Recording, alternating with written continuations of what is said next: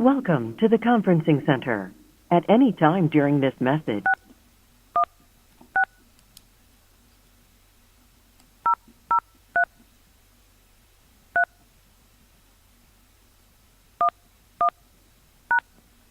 the passcode you are attempting to enter, 61600333111, is invalid. Please re-enter your passcode, followed by the pound sign.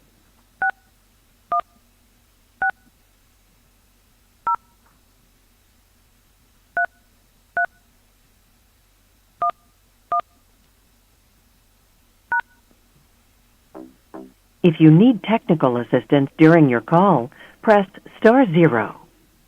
After the tone, please state your name, followed by the pound sign.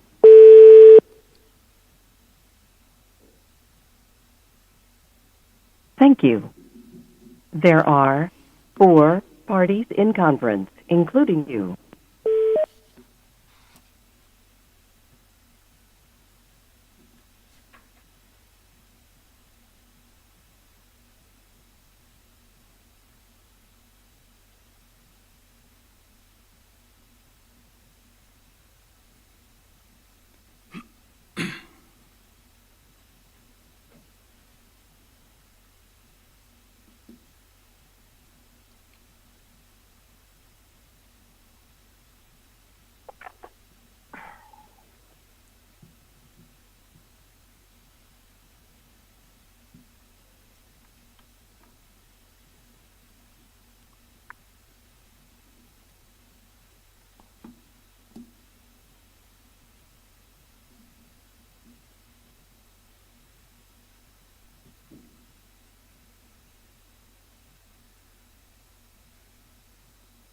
Good afternoon. This is Judge Rosas.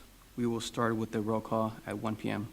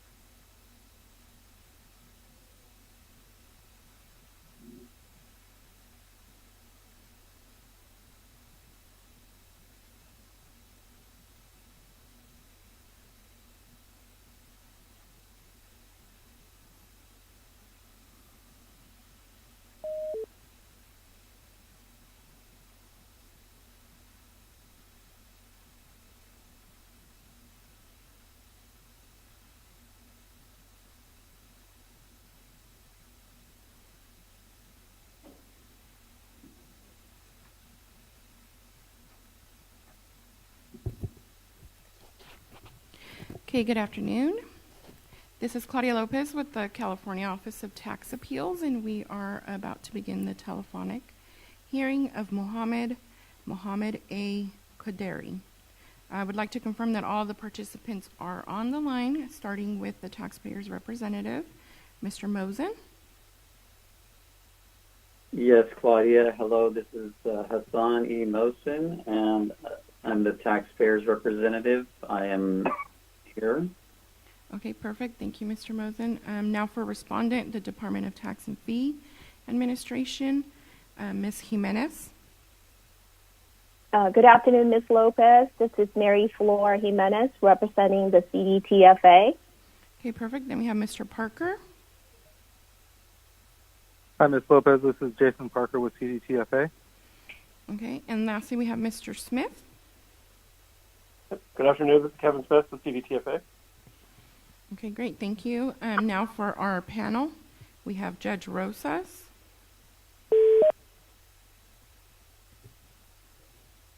Okay, then we have Judge Lambert and Judge Long.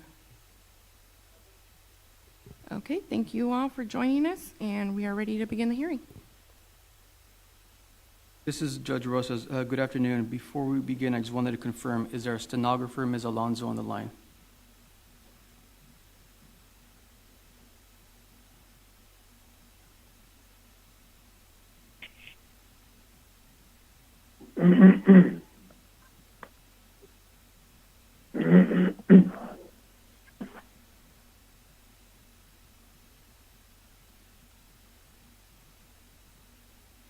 Once again, I'm trying to confirm. Ms. Alonso, are you on the line?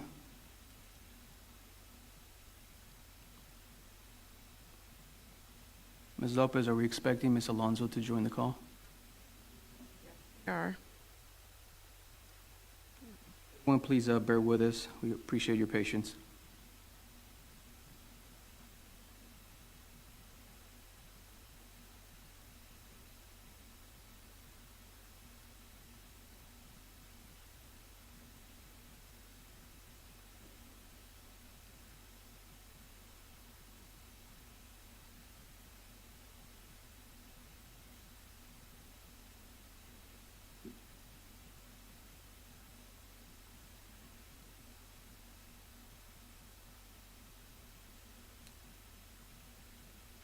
Once again, just heard back from Ms. Alonso.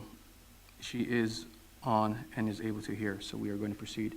And Ms. Alonso, for your benefit, just so you know, I'm going to start off the record, and I will let you know when we are ready to go on the record.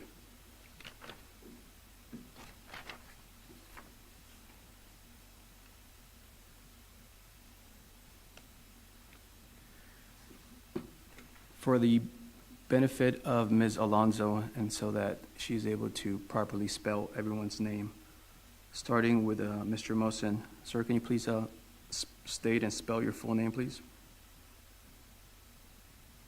Yes, thank you, Judge. This is Hassan E. Mohsen, the taxpayer's representative. First name is Hassen, middle initial E, last name Mohsen, Mohsen. I'm with Isha Accounting Group, and like I said, we are representing the taxpayer Mohamed A. Qadari, DBA 4th Street Market.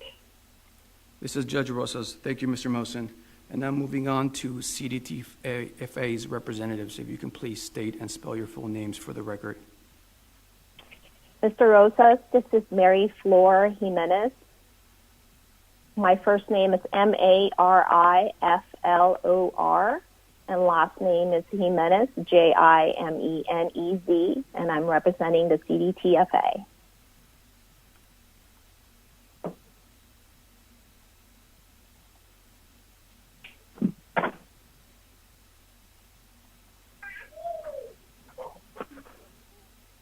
This is And then this is Jason Parker, JasonParker, representing CDTFA also.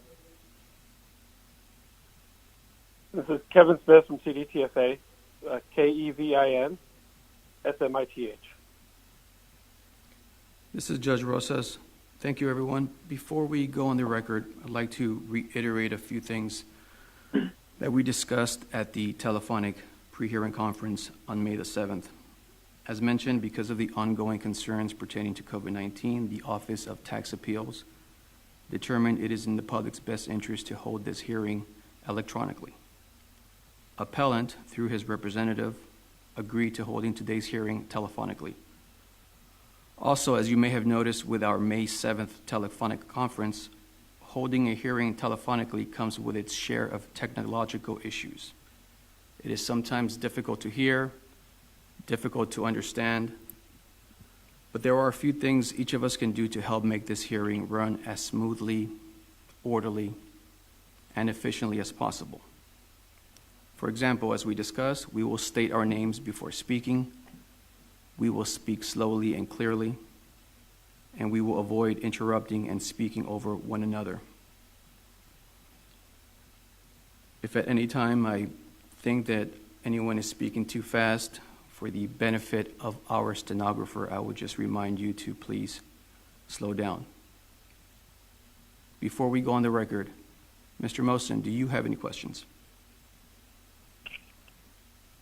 This is Mr. Mosen. No, I do not have any questions, Judge Rosa. This is Judge Rosas. Does CDTFA have any questions? This is Mary Flor Jimenez. We have no questions. This is Judge Rosas. Thank you, Ms. Jimenez. And just for purposes of clarification, Ms. Jimenez, is it fine if I direct any questions to you individually? And of course, Mr. Parker or Mr. Smith can chime in. This is Mary Flor Jimenez. That's fine. This is Judge Rosas. Ms. Alonso, we are ready to go on the record. Good afternoon. This is Judge Rosas. We are on the record in the matter of the appeal of Mohamed A. Qadari, OTA case number 18-10-3912. This is a telephonic hearing. Today is Wednesday, May 27th, 2020, and the time is approximately 1:07 p.m. Today's panel of administrative law judges includes Keith Long, Joshua Lambert, and me, Alberto Rosas. Although I may be the lead administrative law judge for purposes of conducting this telephonic hearing, please know that the three of us, we are all equal participants and equal decision makers. Now for appearances, we will start with appellant side. May Mr. Qadari's representative please state your name for the record. This is Mr. Mosen, representative of Mr. Qadari. This is Judge Rosas. Thank you, Mr. Mosen. And now for respondent, may the CDTFA representatives please state your full names for the record. This is Mary Flor Jimenez, representing the CDTFA. This is Jason Parker, representing CDTFA. This is Kevin Smith, representing CDTFA. This is Judge Rosas. Thank you. I'd like to go over a few administrative matters before we begin with argument. We held a telephonic pre-hearing conference on May 7th, 2020, which resulted in the issuance of 4 orders. Number 1, appellants exhibits 1 and 2 were admitted into evidence without objection. Number 2, respondents exhibit A, Alpha, through R, Romeo, were admitted into evidence without objection. Number 3, for appellant, Mr. Qadari, to be permitted to testify during today's telephonic hearing, Mr. Mosen was required to provide written notice on or before May 12th. And 4, the parties agreed to comply with specific time limits for today's telephonic hearing. Mr. Mosen, is this an accurate summary of the pre-hearing conference orders? Mr. Mosen here, yes, that is accurate and correct. This is Judge Rosas. Ms. Jimenez, is this an accurate summary of the pre-hearing conference orders? This is Mary Flor Jimenez. It is accurate. This is Judge Rosas. Mr. Mosen, just to be clear, your client, the appellant, Mr. Qadari, will not testify during today's hearing. Is that correct? Mr. Mosen here, that is correct. This is Judge Rosas. It is my understanding that the issue before us is whether any reduction is warranted to the amount of appellant's unreported taxable sales for the period April 1st, 2013 through March 31st, 2016. Mr. Mosen, do you agree that this is the issue? Correct. That is the, I'm sorry, Mr. Mosen here. Correct. Yes, that is the issue at hand. This is Judge Rosas. Ms. Jimenez, do you agree that this is the issue before us? This is Mary Flor Jimenez, and I do agree that's the issue before us. This is Judge Rosas. As we discussed during the pre-hearing conference, Mr. Mosen has up to 30 minutes to present his presentation. Any minutes not used during the initial presentation will be reserved for Mr. Mosen's rebuttal. Following Mr. Mosen's initial presentation, CDTFA has up to 15 minutes to make its presentation. Mr. Mosen, when you are making your initial case presentation, I plan to interrupt you at the 15-minute mark and every 5 minutes after that. And this is meant simply as a friendly reminder about how much time is remaining. Mr. Mosen, before we begin with case presentations, do you have any questions? Mr. Mosen here, no questions at this time. This is Judge Rosas. Before we begin with case presentations, Ms. Jimenez, do you have any questions? This is Mary Flor Jimenez. We have no questions. This is Judge Rosas. Mr. Mosen, please take your time and remember to speak slowly and clearly. You may begin your presentation whenever you are ready. Mr. Mosen here. Thank you, Judge Rosas, and I appreciate the panel and the opportunity to conduct this hearing via telephonically.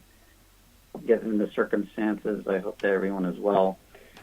The taxpayer, Mohamed A. Qadari, owns a business as a sole proprietorship at 4th Street Market, DBA 4th Street Market in Richmond.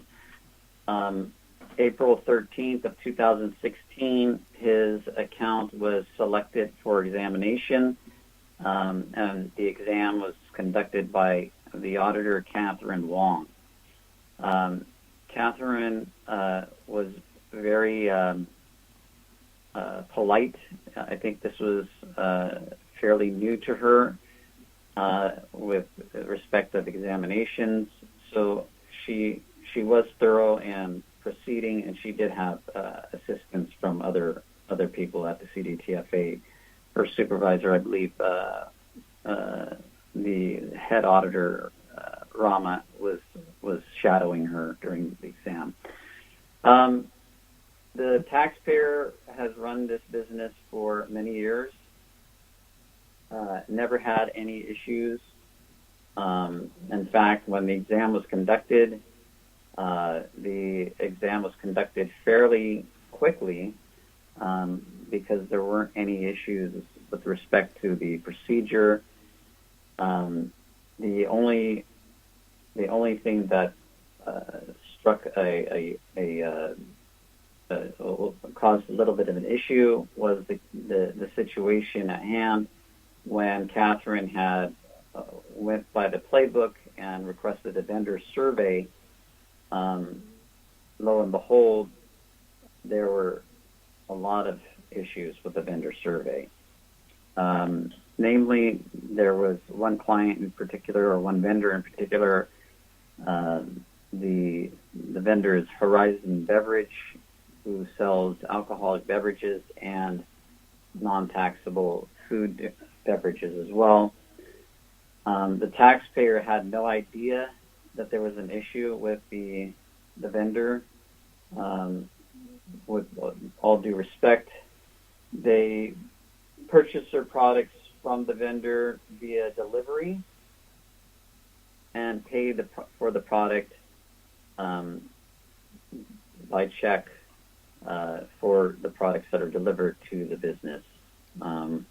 Horizon Beverages deliver alcoholic beverages to the store, and they pay the driver for the product when it's delivered. The issue arose when Catherine received some documentation or some sort of printout from the vendor, which had a major discrepancy in valuations for the products and the invoices, even some dates of the invoices which did not match the records that we had on our books. The taxpayer does take issue with some of the audit reports that was produced by Ms. Wong. And case in point, referring back to the procedure and how smoothly things went, on page 8 of the working paper, or on page 8 of Exhibit 1, she said that the petitioner found that the use of the markup was reasonable and accepted. However, there's issue to that same page in the beginning of line 6, where she stated petitioner did not provide any purchase invoices or journals or bank statements or financial statements or general ledgers. And this is simply not true. The taxpayer provided us with the documentation. The documentation was available for review in our office. Catherine did frequent our office to review these records. So I'm not sure why she would put that into that exhibit. She did make note that the taxpayer had many issues. And in fact, she is the one that brought it to our attention, obviously, stating that why are there some discrepancies between the products or the amounts that we have in our packages versus the amounts that Horizon was producing via their reports. She then continued with the procedure and advised her lead auditor of the situation and tried to make sense of it. And we found it pretty much a nightmare, and we're not sure why in the working papers based on Michael Gem, appeals conference auditor. He had stated that Horizon acted inappropriately with the reports and identified any missing merchandise, which they did not produce. The issue is that the vendor, Horizon Beverage, it's hard to explain via the telephone, and I do apologize, but I just want to give some examples that would probably shed some light to the situation. There were numerous invoices that just did not match at all. I apologize, I'm just pulling up my records. The report that was sent out from the Office of Tax Appeals June 6, 2019, and this was actually addressed to Ms. Lopez. It had information with respect to the issues at hand and email conversations back and forth between Ms. Wong and the Edward Shannon Powell of Anheuser-Busch. Incidentally, Anheuser-Busch, the excuse that was given to the taxpayer when there were these discrepancies was that Anheuser-Busch purchased Horizon Beverage, and therefore records were mismatched. There were certain products that they didn't sell anymore that they didn't have them in the system, and therefore somehow that information was wiped out of the system.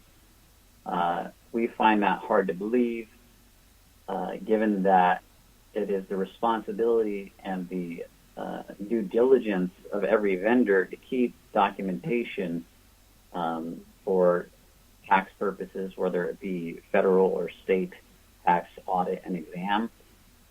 We hold everybody account, not just retail establishments. Wholesale establishments should exercise the same due diligence. And especially in this circumstance where information is either skewed due to the data that is produced based on the vendor survey of certain vendors like Horizon Beverage. So on that report, there's a information for purchase invoices of beer and wine, and it has the fourth quarter of 2014, where I'll give you just a couple examples. Hopefully, I'll take questions on them. For example, October 6th of 2014, there's an invoice for $5,500.35.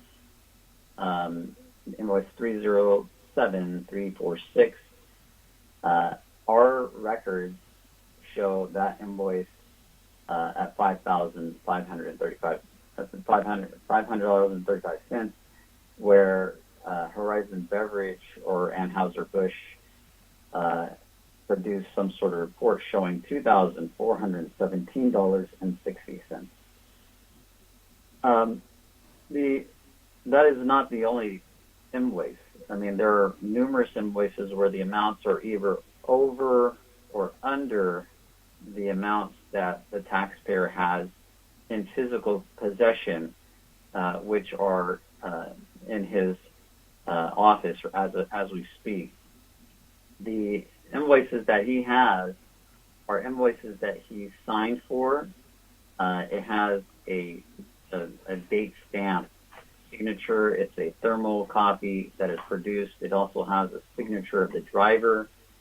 And the client takes this stuff seriously because obviously they're selling alcoholic beverage products, and these products are regulated by the Department of Alcohol and Beverage Control. So to use the excuse that, well, our data doesn't go back beyond a certain date, in his mind, and to be frankly, in anybody's mind, it's similar to an individual stating, well, the dog ate my homework, that's why I don't have my homework. I personally have had appeals hearings with the CDTFA before the OTA was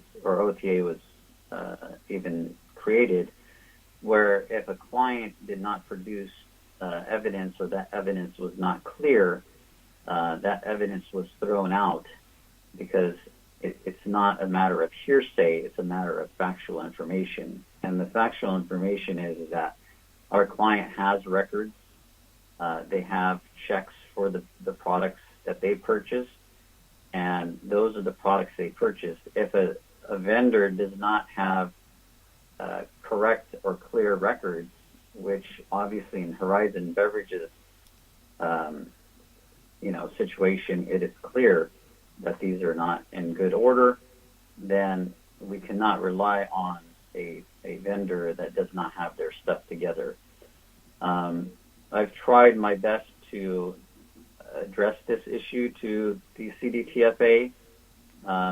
In fact, I've expressed issues with, there's a correspondence that Catherine had emailed back and forth with a company out of ABIN Bev, an individual by name of Palupu Sunil, and this individual is out of Bangalore, India. And I'm not sure why we have to reference back to the Global Capacity Center and try to find out the records where we actually have the records in hand with the taxpayer that are actually signed by the taxpayer, and there's proof and evidence payment for those products. So it just seems like we're trying to create some sort of storyline, and we need to look at the factual information, evidence that's in hand. Another issue the taxpayer had problems with was that when the CDTFA did, when they wanted to use information that was to the benefit of the exam, they actually used information that was produced by Anheuser-Busch / Horizon Beverage in the form of missing invoices, which they stated were not part of the exam, meaning that the taxpayer did not have copies of those invoices. And you can see the dilemma where people might cherry pick information and state, well, because the vendor has this information and you don't have it, then we give onus to the vendor that their information is true and correct, when in fact they don't have a copy of the invoice, they don't have a signature of the product being purchased, they don't have a copy of the payment of the product being paid by the retailer. So it's a double-edged sword here, and this was adding insult to injury, where first of all the information that was provided by Horizon Beverage is incorrect with the invoices that they had on file.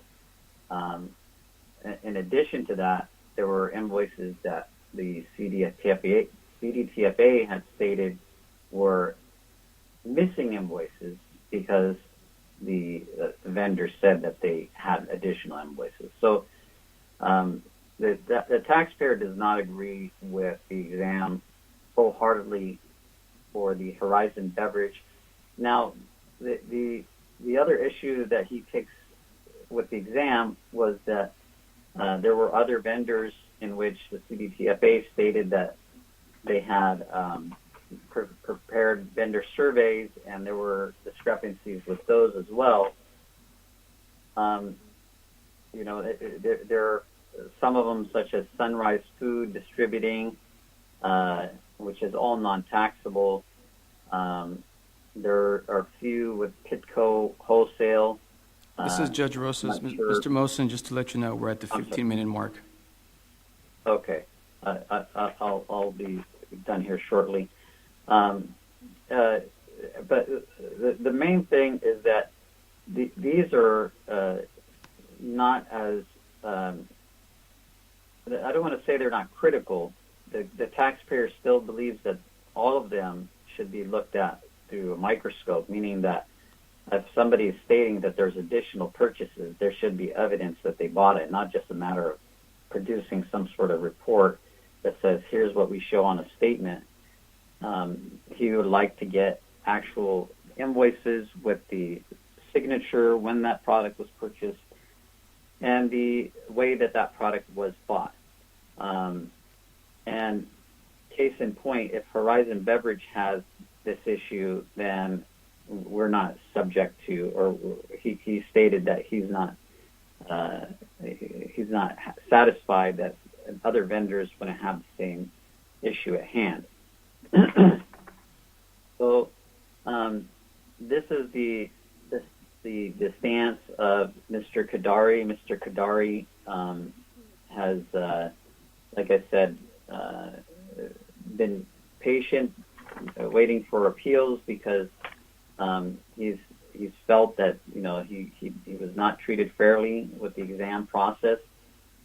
Even when I did discuss it with Catherine, the auditor, she had stated that it's the first time they've seen this, and she wasn't sure about how to go about the entire exam. But I'd like to, end my opening argument with this. The taxpayers has tried to comply with everything that Catherine has requested.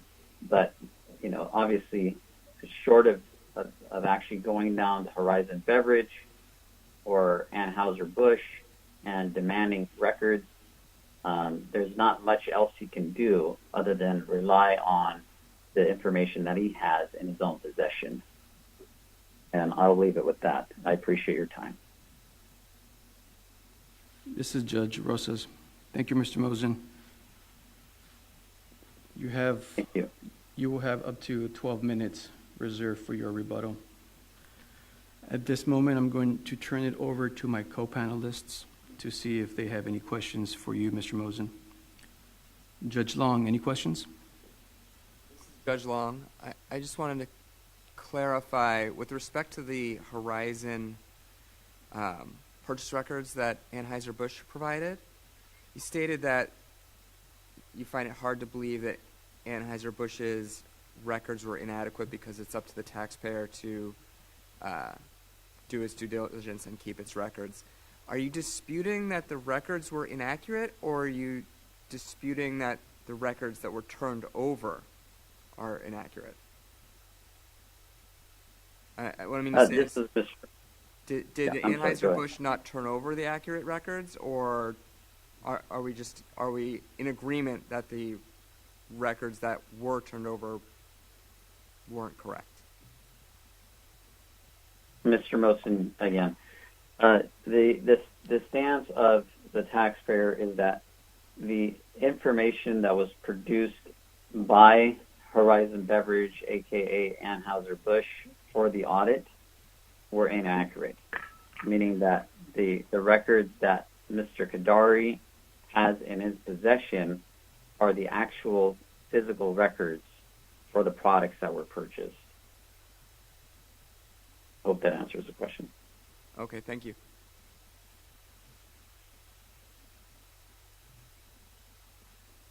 Judge Rosas. Judge Lambert, any questions?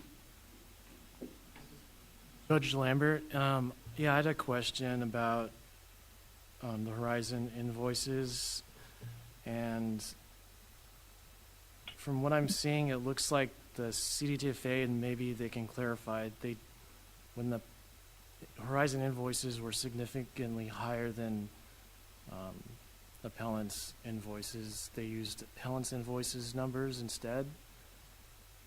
Mr. Mosen, can you comment on the fact that CDTFA may have tried to make adjustments for the invoices that appellant provided?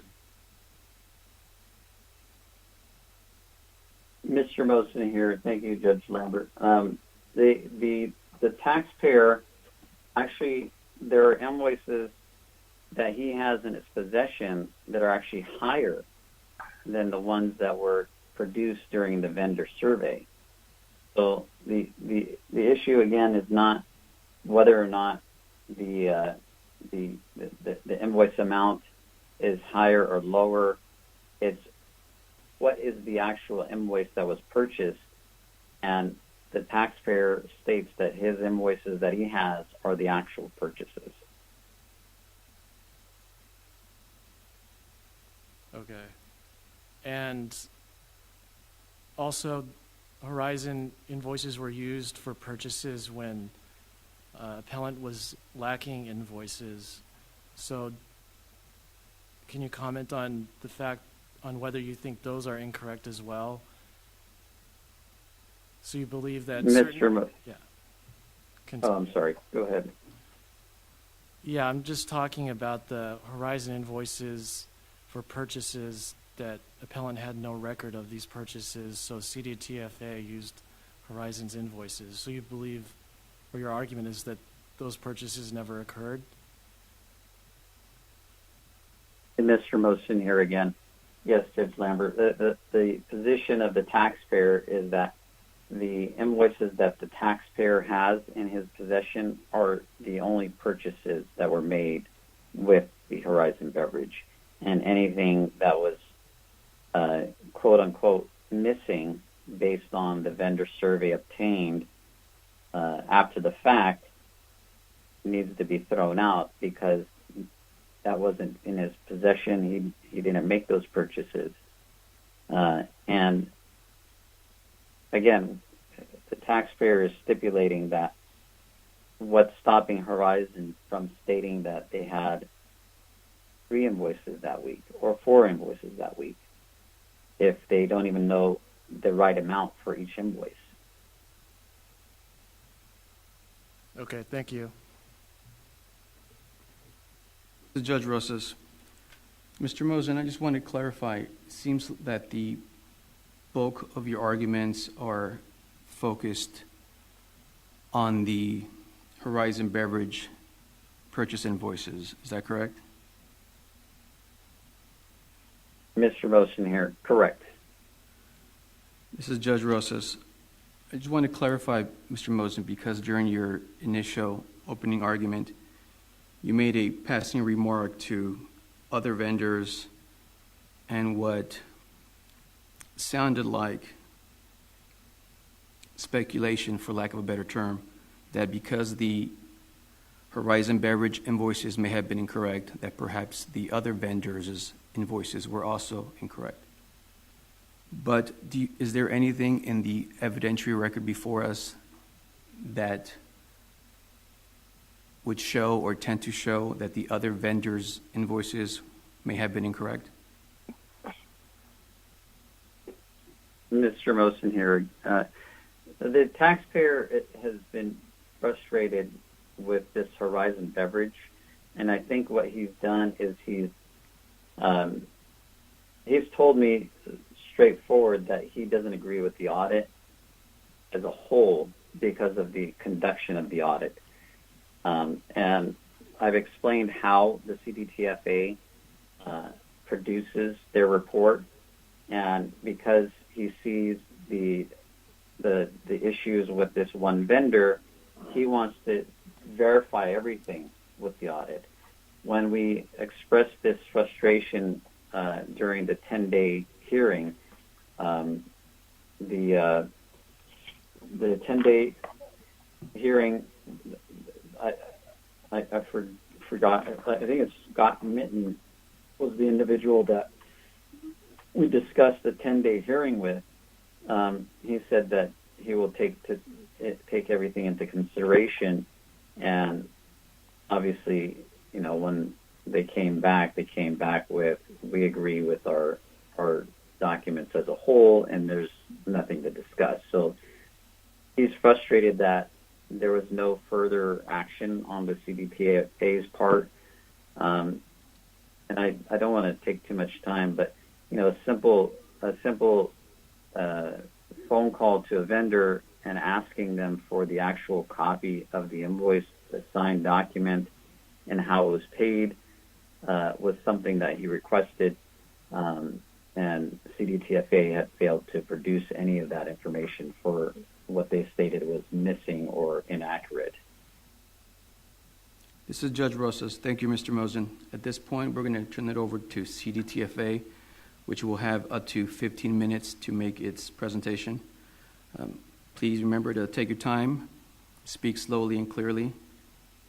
You may begin whenever you're ready. Good afternoon, panel members. This is Mary Flor Jimenez. The appellant owns and operates a grocery store located in Richmond, California. Besides food items, the appellant also sells beer, wine, soda, and tobacco products. The audit period for this case is April 1st, 2013 through March 31st, 2016. During the audit, the appellant provided limited records to support reported tax amounts. The only documents offered were federal income tax returns for years 2013, 2014, and 2015, profit and loss statements for the audit period, purchase invoices for fourth quarter 2014 and second quarter 2015, and bank statements from April 1st, 2015 to July 31st, 2015. There were no cash register Z-tapes, sales journals, purchase journals, nor general ledgers provided. Appellant claimed that he reported both total and taxable sales by adding a markup to the merchandise purchases recorded in his profit and loss statements. Since there were very limited records to support the gross receipt and cost of goods sold, the department was not able to validate the accuracy of reported and claim amounts. Therefore, we had to find an alternate method to compute appellant's taxable sales. The purchases paid by checks for second quarter 2015 were added up and compared to the purchase amounts recorded on the profit and loss statement. It shows that the recorded purchase amount from the profit and loss statement is understated. You'll see that on your Exhibit M, and that's page 118 of our exhibits. Using the merchandise purchase invoices for fourth quarter 2014 and second quarter 2015, the department identified 12 main merchandise vendors and sent them survey letters. The department then compared amounts from the vendor response to the amounts from the available invoices for the same 2 quarters. With the exception of Horizon Beverage, the survey responses disclosed that the purchase invoices provided by appellant were incomplete. For these 2 quarters, the department added any missing purchases from the vendor surveys to the amounts compiled from the purchase invoices to come up with total purchases. Regarding Horizon, the department noted that the total amount of purchase invoices provided exceeded the purchase shown in the vendor survey response. The department also noticed for specific Horizon invoices, the total amount purchased on the vendor response was significantly less than the amount shown on the actual invoice. According to Horizon's representative, Horizon was acquired by Anheuser-Busch in May of 2016. The company only kept records for the products they are currently selling and not records for products that they no longer sell. Our understanding is that they are unable to look back at what those invoices would have been before the acquisition. On your Exhibit H, that's pages 26 to 31, you will see an email dated February 2017 from Anheuser-Busch confirming that the survey amounts are incomplete for periods prior to May 2016. This was due to record-keeping problems from the acquisition. Since the department could not rely on the survey information from Horizon, the original purchase invoices provided by appellant were used instead. If there were missing purchase invoices, we used the survey amount. I do want to point out that Horizon's purchase invoice total that we used in the audit for second quarter 2015 is around $54,000. That's on your Exhibit J, page 35. When we examined the checks written to Horizon for the same period, we have a total of about $63,000. And that would be on your Exhibit M, page 118. That is almost $9,000 more than the purchase amount from Horizon that we used in the audit. Basically, we used a lower amount than what the appellant wrote checks for. As I mentioned earlier, the department compiled merchandise purchases for fourth quarter 2014 and second quarter 2015. Using this information, the department computed an audited taxable purchase ratio of approximately 73%. The department applied this ratio to the audited total purchases to compute the audited taxable purchases. We then compare the audited taxable purchases to the reported taxable sales to compute the book markups. On your Exhibit M, page 70, you will see that the fourth quarter 2014 book markup is negative 16.55%. And for second quarter 2015, the book markup is negative 26.27%.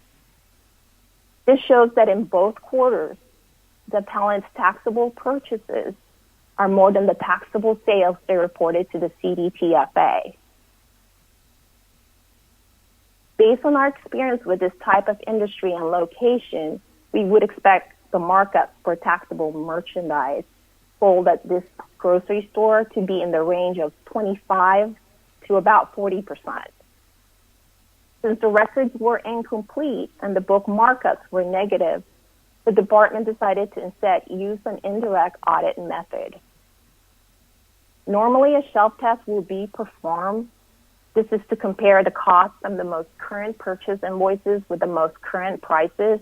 However, appellant failed to provide recent purchase invoices, so the department was unable to do a shelf test. For this reason, we decided to apply a 28% markup to taxable merchandise. Based on our experience, 28% is in the lower range of markup for similar grocery stores in the area. The audited taxable purchases for the test period were reduced by 3% for pilferage and 1% for self-consumption. The balance was then multiplied by the markup factor of 1.28, which is the markup of 28% plus 100%, to come up with the audited taxable sales of approximately $377,000. The audited taxable sales were compared to reported taxable sales of around $240,000 to establish the understated taxable sales of approximately $136,000 for these two quarters. The $136,000 represent an overall percentage of error of around 57%. This error rate was then applied to reported taxable sales for most of the audit period. This established an understated taxable sales of approximately $723,000. All of a retailer's gross receipts are presumed subject to tax unless the retailer can prove otherwise. Although gross receipts derived from the sale of food products are generally exempt from the sales tax. When the CDTFA is not satisfied with the accuracy of the tax returns filed, it may base its determination of the tax due upon the facts contained in the return or upon any information that comes within its possession. That's Section 6481. It is the taxpayer's responsibility to maintain and make available for examination on request all records necessary to determine the correct tax liability, including bills, receipts, invoices, or other documents of original entry, supporting the entries in the books of account. When a taxpayer challenges a determination, CDTFA has the burden to explain the basis of that deficiency. Where CDTFA's explanation appears reasonable, the burden of proof shifts to the taxpayer to explain why the CDTFA's asserted deficiency is not valid.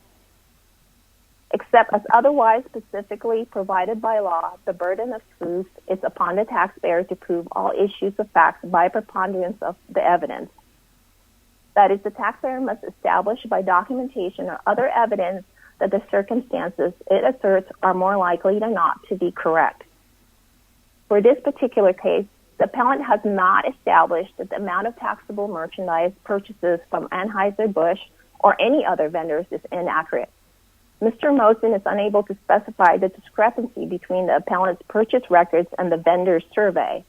The department used the best and most complete information available to it. The department acted appropriately and conservatively in deciding to use the actual purchase invoices provided by appellant for Horizon. Horizon admitted that their vendor's report is incomplete for purchases prior to May 2016. Therefore, the department only used the vendor survey for missing purchase invoices. In addition, the checks written to Horizon also support the purchase amounts we used for this vendor. As for the other vendors besides Horizon, we also acted appropriately by using the vendor's reports to identify and add any missing purchases to the purchases provided by appellant. The department utilized the best available evidence and followed proper procedures in computing the audited sale. Based on the evidence presented, the department concludes that the audited taxable measure is reasonable, fair, and accounts for all taxable items sold and consumed. Therefore, the appeal should be denied. This concludes my presentation. I'm available to answer any questions. This is Judge Rosas. Thank you, Ms. Jimenez. This moment, I'm going to turn it over to my co-panelists to see if they have any questions. Judge Long, any questions? Judge Long, no questions. Judge Rosas. Judge Lambert, any questions? Yeah, I just have one question. I think one question. But CDTFA, if the Horizon invoices are admittedly inaccurate, then why do you think it's reasonable to rely upon the invoices for purchases that appellant has no invoices for?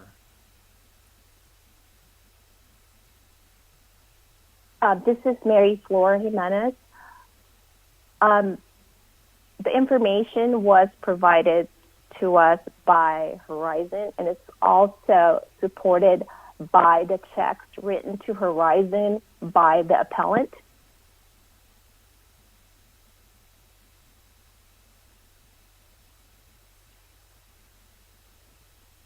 So there's checks that support these purchases? That's correct. And do you know the difference between the amounts that, you may have said it already, but what is the difference in amount using appellant's invoices versus the Horizon invoices? Okay. The purchase invoices total that we used, it's around $54,000. But if you add up the checks that's written to Horizon, it's $63,000. So we actually used the lesser of the numbers. Okay, thanks. I'm sorry, this is Mary Flor Jimenez.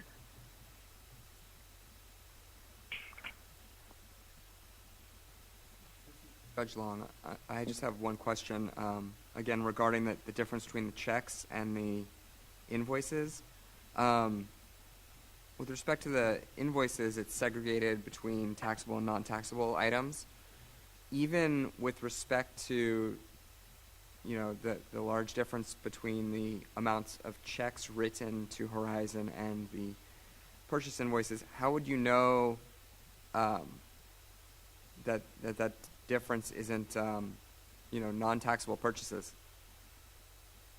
Okay. Judge Long, this is Mary Flor Jimenez. When we compiled the total merchandise purchases, we applied 73% taxable purchase ratio to come up with a taxable purchase amount.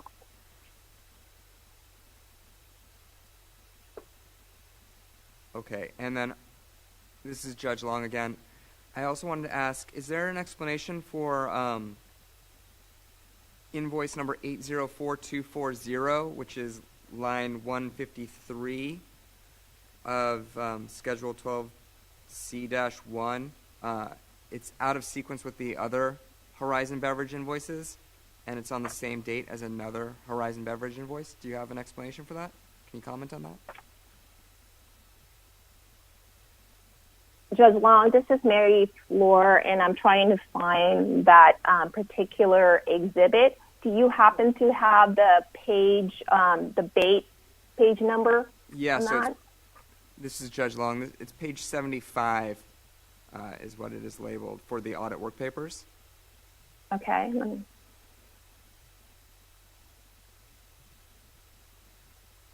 And line 153 specifically. 153.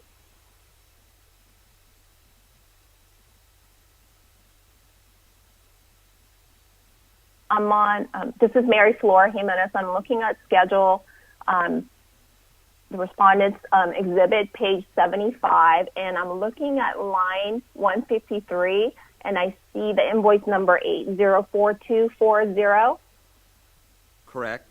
Is that the okay? I apologize, but you saying that there's a duplicate? This is Judge Long. What I'm saying is, if you look at every other Horizon invoice in the series, they are all close, within 2,000 of each other, but they all start with 3, 36, 38, 39. This one starts 804240, and if you look immediately above it, there's invoice 398210. It appears this one's out of sequence. Can you comment on that? Do you have any information? Judge Long? Yes, Judge Long, this is Mary Floor. It is out of sequence, but there is an 800 series. I think there's another one somewhere. And also, it appears, looking at this, that they purchase once a week, and you will see that that's the same date as the other 398210. Let's see.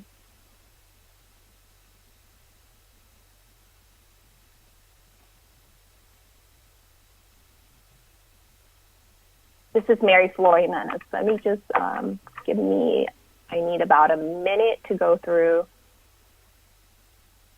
my paperwork here.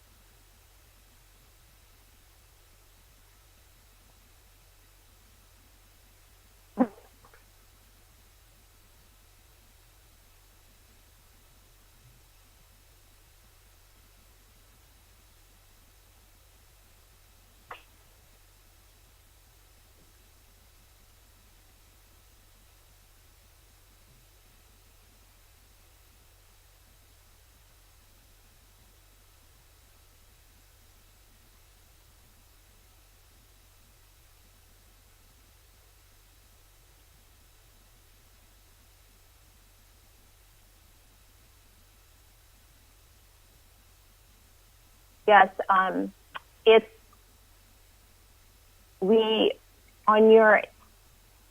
our exhibit, page 156.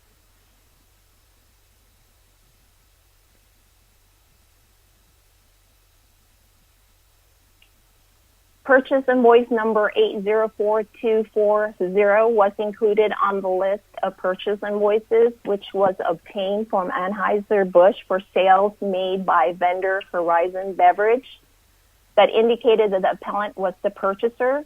The purchase invoice was appropriately listed as an audited purchase in June 2015 because there were other purchase invoices provided by Horizon that had an invoice number starting at that 800 series.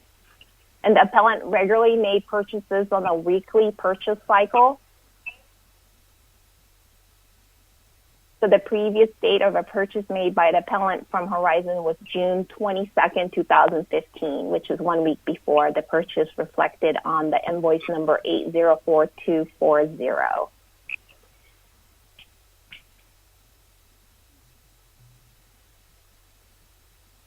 This is Judge Long. With respect to that, then, there's duplicate invoices for that day, and then an additional invoice issued the next day. If they are issuing purchase invoices on a weekly basis, can you comment on the duplicates as well as the following invoice, the one that happened on the very next day?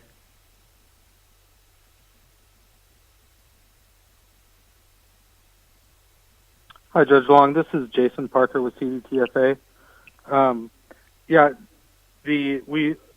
of the things I did notice also is that as part of the vendor survey in the fourth quarter of 2014, they had another invoice, which is 829195. So these are part of the Horizon Beverage reports. But as to the multiple invoices for the second quarter of 15, the 804240, There could be the occasion where, a delivery gets made and then they have some other special where they make an additional invoice for that same day.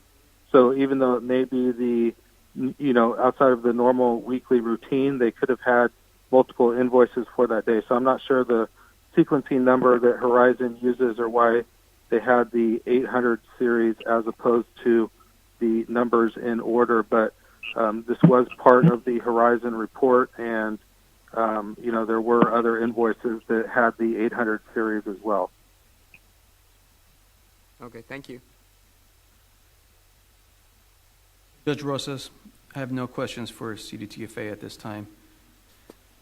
Mr. Mosen, as mentioned, you have up to 12 minutes for your rebuttal. Please take your time. Remember to speak slowly and clearly. You may begin your rebuttal whenever you're ready.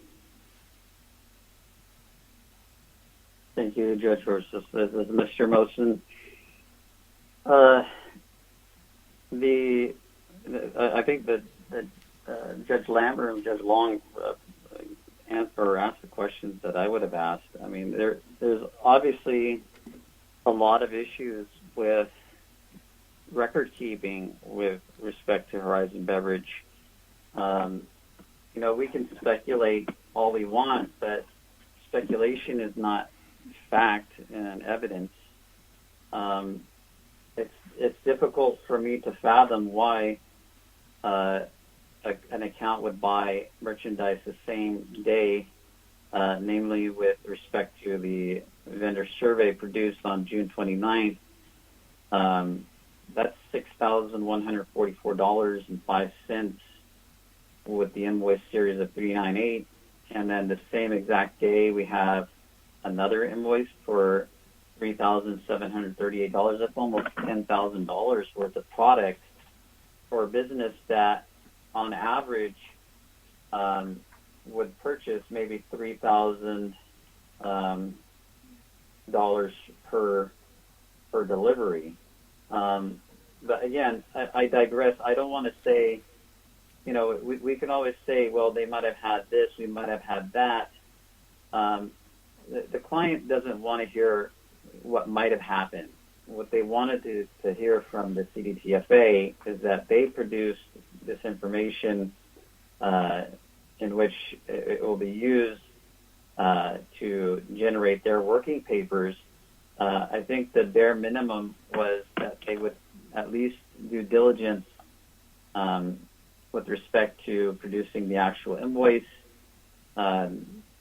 These invoices are signed, and a copy is kept for the client, and a copy is kept for the wholesaler. So, again, the issue at hand is that, I think the burden of proof falls on the vendor to produce the correct and true information so that the CDTFA can actually make clear judgment about what actually happened. And with respect to the argument, Ms. Jimenez had stated that they used the lesser of the amounts. I mind you that delivery of product doesn't constitute payment for product.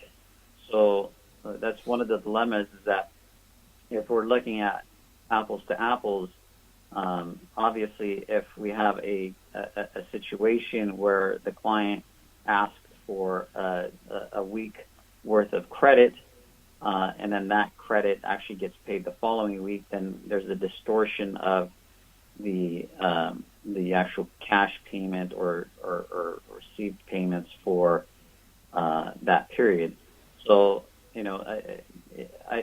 I understand that, she stated that there was $63,000 worth of checks that they calculated. No such information was produced to our client to verify that.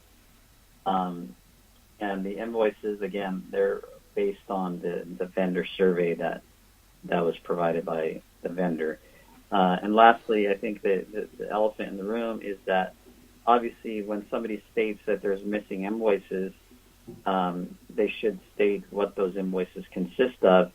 The working papers that I have produced on the schedule August 24th of 2016 from Catherine Wong, it states on the notes, for example, November 17th, missing invoice $2,838.58. And on the notes, she stated missing, estimated based on average. So if this is an actual invoice, why would she note that this is based on an average? And there are other situations where, outside of the scope of Horizon, if we look at El Ariani Wholesale, which is a wholesale that sells carbonated tobacco products and the like, there are many that state missing, segregation is estimated. So it's I leave it to the panel. The taxpayer wants a clear examination, an examination in which the information that is provided is as accurate as possible, and not just estimates based on averages or taking information from any which way we can get it and making it fit to the situation.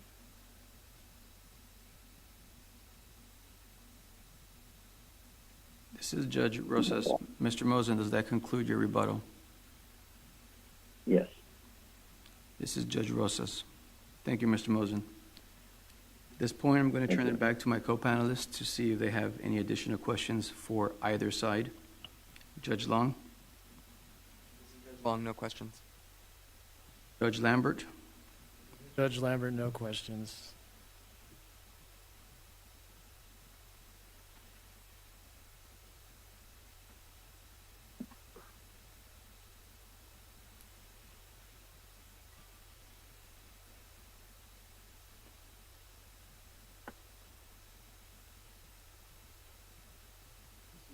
Rosas, I have a question for CDTFA.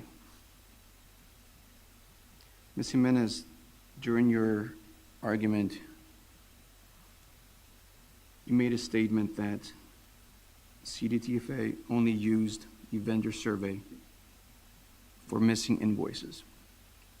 Of course, we're talking about Horizon Beverage. You also referenced Exhibit H Hotel, which includes emails from Anheuser-Busch employee stating their incomplete records for the periods prior to May 2016. Now, my question is, considering we have information in the evidence by a third party stating that the records are incomplete for the period prior to May 2016, please explain how CDTFA's determination based on those missed invoices was reasonable and rational.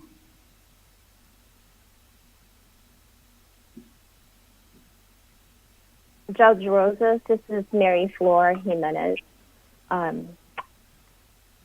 We use the appellant's purchase invoice in their possession. And also, we have the second quarter 2015 checks to support the purchase amount.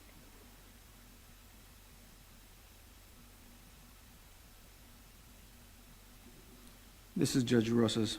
Thank you, Ms. Jimenez. Mr. Mosen, I want to give you an opportunity to be heard on this matter as well regarding the Horizon Beverage invoices. Is there anything you'd like to add on this point? This is Mr. Mosen. I think I've exhausted the discussion on this matter. I mean, it's been discussed, I think, enough now that everybody understands the situation. This is Judge Rosas. Thank you, Mr. Mosen. Thank you. Mr. Mosen, I do want to give you the last word. So before we wrap up, other than what you've already told us here today and other than what's in the exhibits, is there anything else you think this panel needs to know in order for us to make a well-informed decision? And this is Mr. Mosen. I think the panel will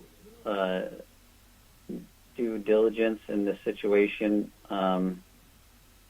The taxpayer, like I said, they requested from the get-go, because this is the first time he's ever had an exam, to have a fair and transparent exam. And unfortunately, the situation at hand hasn't been addressed to the full extent. That's the key here, and I don't think there's much else to say. I mean, I don't want to get into the little the tidbits of who said what, when, where. The audit report kind of discusses everything, but it's common sense. It's if information is there and it can be reviewed, then obviously it's information that it is factual information. But if it's speculation or hearsay or clearly, and with this one vendor, we have doubts and issues. We can't use that as a stepping stool to base, the formulas that the CDTFA has used in this exam. And I appreciate everyone's time today. This is Judge Rosas. Thank you, Mr. Mosen. And as we wrap this up, I want to take a moment to thank both sides. These are unprecedented times we're living in, and under the circumstances, each side was very helpful and very accommodating in making this hearing run as orderly and efficiently as possible. That concludes the hearing in the matter of the appeal of Mohamed A. Qadari. The record is now closed, and the matter is submitted as of today, May 27th, 2020. We will issue a written decision no later than 100 days from today. Thank you very much. Ms. Alonso, we can now go off the record.